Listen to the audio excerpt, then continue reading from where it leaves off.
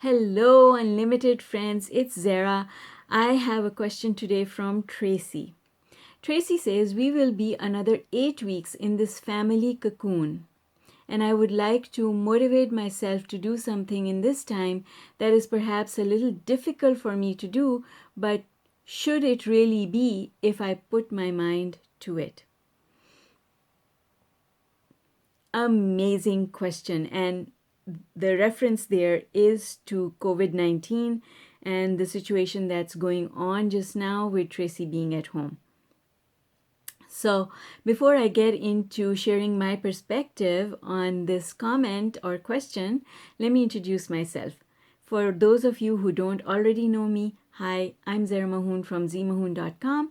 I'm the author of 12 books on the subject of law of attraction, and on this channel, it is my objective to bring law of attraction to you in easy and simple ways that you can apply right away to your life to get amazing results. All right, so Tracey, sometimes we push ourselves, and that is what we call motivation. There's a difference between motivation and inspiration.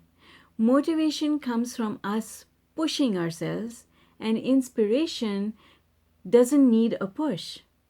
So when you talk about, I should be doing this, I should be using my time more effectively than what I am doing just now, that sounds like motivation rather than inspiration, because when you're inspired to do something, nothing gets in the way. You find the energy and you just get it done. So maybe just now you're feeling inspired to rest more than to do something, to accomplish something. A lot of us, and certainly myself when I was growing up, was taught that being lazy was a bad thing. We should always put all our time to good use. Something should come out of it. We should have some end result to show for the time that we've spent. And one of the most important things that you can do with your time is just to breathe like that and relax and just chill out. Because when you're feeling good and you're feeling inspired, the things that you want to get done, they get done so quickly, it seems effortless and takes no time at all. That is inspiration. But when you push yourself and you want to motivate yourself, you want to dangle a carrot in front of you, sometimes that doesn't feel good. So if it doesn't feel good, don't do it. Sometimes it feels good. You motivate yourself, you dangle that carrot and it feels really good. Yes, I think I can do this. I want that end result, and so I'm going to do this. And when you do that, you shift from motivation to inspiration. Because inspiration means I am inspired because I see the end result and I know that I've got it. It's mine. That result is already mine. So it feels easy. And sometimes when you try to motivate yourself, it just feels so hard. And if it feels hard, that means that your energy is not lined up for it. It means that you will find it harder, it will take longer, and it will not be fun. And if that's how you're feeling, then pushing yourself to do that work is not going to give you the result that you want. Let me give you an example. I did this to myself, okay? This is how I learned to kind of turn things around. So I was the kind of mother who, even after I had a long day at work and whatever my day was like, I would feel that I need to make a hot, warm, fresh meal for my family at night. And some days I was so exhausted that I just did not want to do that. I did not have the energy for it. And other days I was excited about what I was going to cook. So on days when I was excited, I was going to make this meal for my family, we were going to enjoy it together, it was going to be so much fun. Whatever I decided to cook, whether it was the simplest thing, just soup and bread, or whether it was a complicated gourmet meal, didn't matter. Whatever it was turned out good and we had fun having it. But on those days where I was like, oh, I really don't want to do it, but it's going to feel bad if I don't do it, I would still cook. And the result wouldn't be it would be lackluster, right? Unless I got myself to feel good about it, it would be a lackluster meal. And sometimes I would come away wishing I had never tried to cook that day, right? So that's the difference when you line up your energy.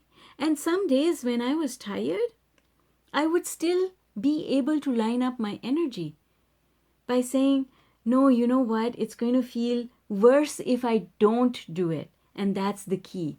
The key to all procrastination is asking yourself, if I don't do this thing that I think I should be doing, will it feel worse?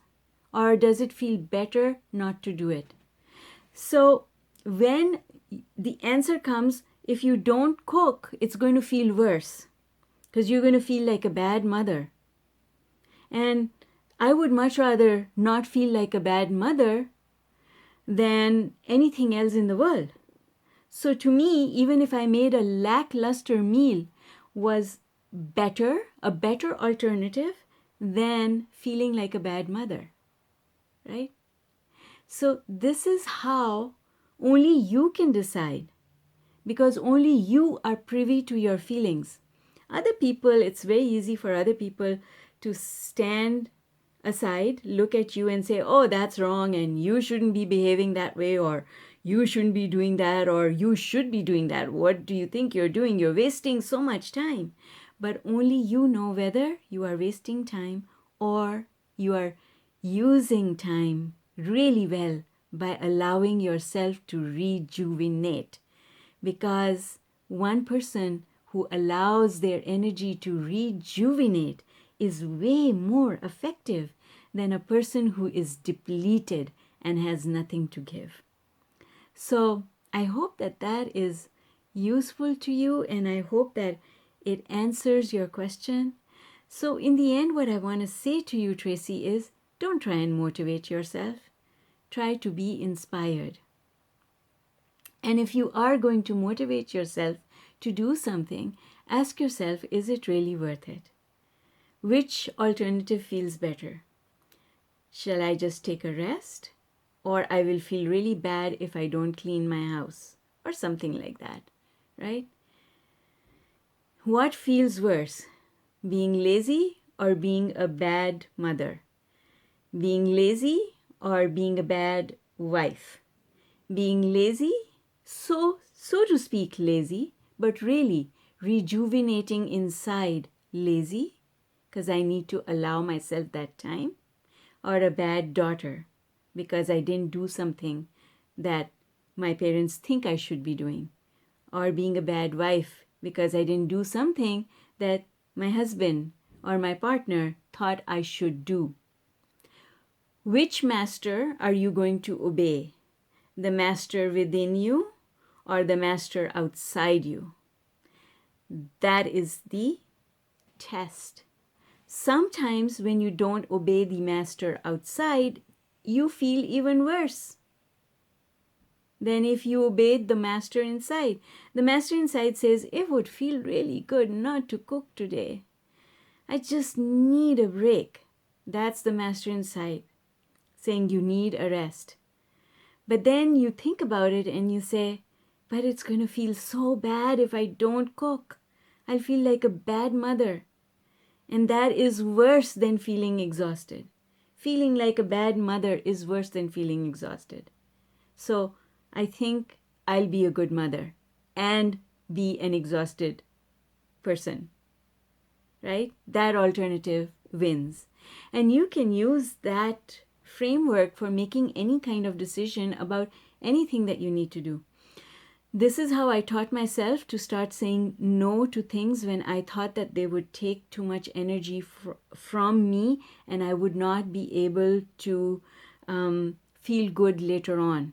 So when I used to be asked to drive for 2.5 hours because of a meeting, because my class fellows from school were getting together for drinks, I started finding it hard to say no.